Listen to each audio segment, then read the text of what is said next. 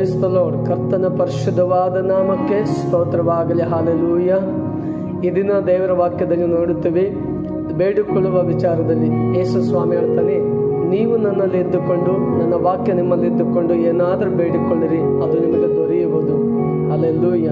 ಹೌದು, ನಾವು ಕ್ರಿಸ್ತನಲ್ಲಿ ಇದ್ದುಕೊಂಡು, ಕ್ರಿಸ್ತನ ವಾಕ್ಯ ನಮ್ಮಲ್ಲಿ ಇದ್ದುಕೊಂಡು ನಾವು ಬೇಡಿಕೊಳ್ಳುವ ಪ್ರತಿಯೊಂದು ಕೂಡ ಕರ್ತನ ಮುಂದೆ ಕೃತಜ್ಞತೆ ಸ್ತುತಿಯೊಡನೆ ವಿಜ್ಞಾಪನೆಗಳನ್ನು ಮಾಡಿ, ಪ್ರಾರ್ಥನೆ ಮಾಡಿ, ಮನವಿಗಳನ್ನು ಮಾಡುವಾಗ ಕರ್ತನು ಹೇರಳವಾಗಿ ಪರಲೋಕದಿಂದ ನಮಗೆ ಬೇಕಾಗಿರುವುದನ್ನು ಒದಗಿಸುವನಾಗಿದ್ದಾನೆ.